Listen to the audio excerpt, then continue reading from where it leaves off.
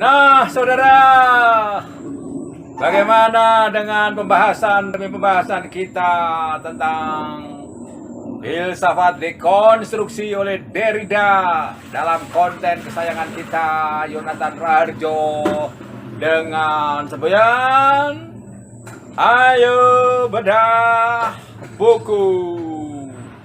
Ini adalah pembahasan yang terakhir dalam beberapa sesi konten kita, dan ini cukup menarik oleh karena di sini ada sebuah abstraksi di mana singkatnya pencarian filosofis Derrida mengklaim untuk melakukan dekonstruksi terhadap semboyan-semboyan yang dipakai secara luas baik dalam dunia akademis maupun di dalam bahasa kehidupan sehari-hari. Wow, bagaimana ini ceritanya? Kok bisa begitu ya Pak Yo? Nah, begini ceritanya saudara. Di sini dinyatakan bahasa sehari-hari itu tidaklah netral. Wow, bahasa sehari-hari ternyata tidak netral ya saudara-saudara. Oh, kasihan dong. Ternyata kita berpihak pada setiap hari dengan asumsi, dengan kepentingan kita masing-masing. Wow, memang demikian kenyataannya. Bahwa dalam setiap hari kita berkata-kata itu tidak seperti apa yang tertulis atau tersurat atau terucap dalam kata-kata kita, tetapi mengandung apa saudara? Mengandung pemikiran-pemikiran yang mungkin tidak diketahui oleh orang lain tentang tendensi kita, tentang kemauan kita, tentang segala hal yang secara subjektif menjadi kepentingan kita. Oh, ternyata dalam bahasa sehari-hari kita itu mengungkapkan sesuatu sesuai dengan kepentingan kita ya. Ya, tentu saja hal ini manusiawi. Bukankah manusia bertanggung jawab atas dirinya masing-masing? Dan bukankah manusia itu adalah makhluk yang bertanggung jawab secara transenden kepada Tuhan dan juga imanen di dalam iman yang mengejawantah dalam keseharian. Dan di dalam tanggung jawab manusia secara transenden dan imanen itu ada sebuah tanggung jawab yang bersifat horizontal kepada sesama manusia, di mana di dalam kehorizontalan itu kita mempunyai perbedaan dengan orang lain, dan hal itu adalah sebuah hal yang manusiawi. Ya, dengan demikian kita dapat mengerti mengapa bahasa sehari-hari itu tidak netral. Karena di dalamnya terdapat berbagai peranggapan dan asumsi budaya, asumsi kultural dari keseluruhan tradisi.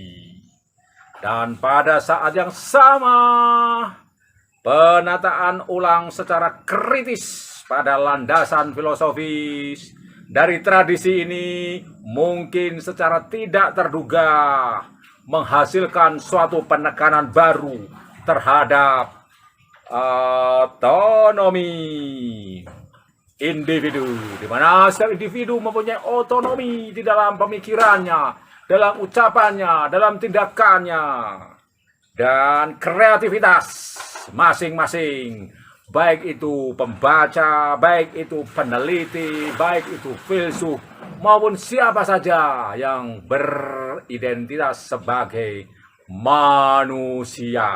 Oke, sejarah menyatakan hal itu.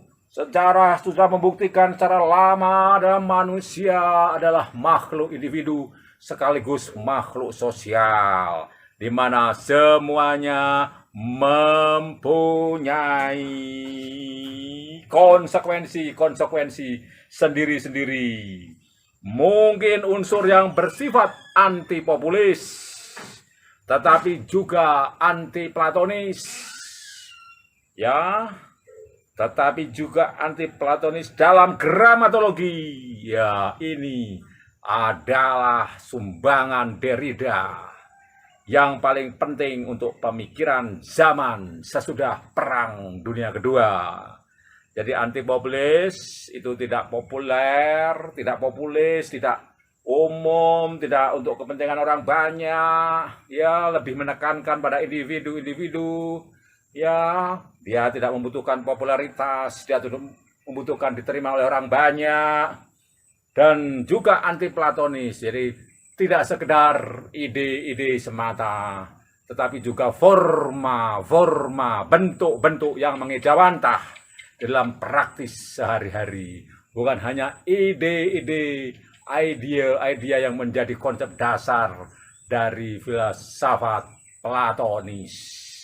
Nah, saudara-saudara, dengan demikian, ketika dalam beberapa sesi ini kita melihat bagaimana ada pemaknaan baru terhadap tanda-tanda yang dapat berupa naskah-naskah, di mana naskah atau tanda itu mungkin tidak mencerminkan yang ditandakan, itu adalah hal yang wajar oleh karena ternyata memang perbedaan itu tetap ada. Namun demikian harus disadari pula ternyata walaupun ada perbedaan sekecil apapun yang lebih pada proses atau prinsip kerja, bukan pada prinsip pokok, ternyata perbedaan-perbedaan itu tidak dapat memisahkan bahwa antara satu tanda dengan yang ditandakan itu mustahil untuk dipisahkan.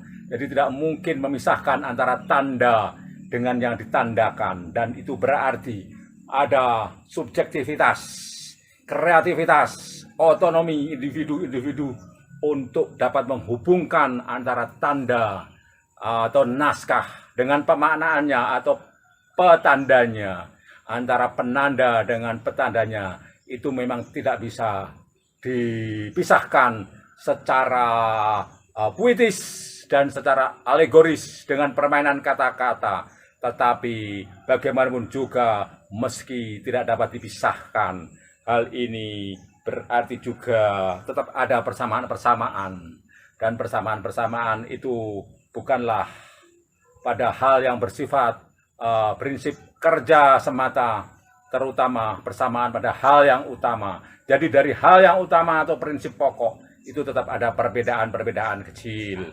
perbedaan-perbedaan yang bersifat prinsip kerja, dan perbedaan-perbedaan itu memang tidak sebegitu besar tetapi tetap penting. Dan ini yang dinyatakan di sini. Mungkin unsur yang bersifat antipopulis tetapi juga anti-Platonis dalam gramatologi. Ya, kelihatannya inilah yang menjadi sumbangan Derrida yang paling penting. Karena yang lebih penting adalah pemaknaan secara kreatif itu di dalam meruntuhkan suatu pemahaman dengan hal yang kelihatannya baru. Dan ini salah satu yang terakhir dinyatakan, bila akal sehat cenderung mengandaikan bahwa keberulangan kurang lebih merupakan kualitas bahasa yang bersifat kebetulan, sehingga kata, frase, kalimat, dan sebagainya bisa diulang-ulang dalam konteks yang berbeda-beda. Sebenarnya inilah kualitas yang memisahkan tataran penanda dengan yang ditandakan.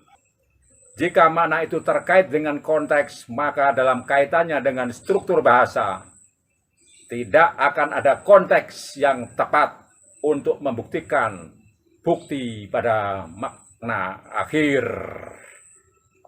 Nah, demikian saudara, tidak bisa kita memisahkan antara penanda dengan petanda di dalam hal-hal semacam itu. Walaupun ada persamaan-persamaan, tetap ada perbedaan.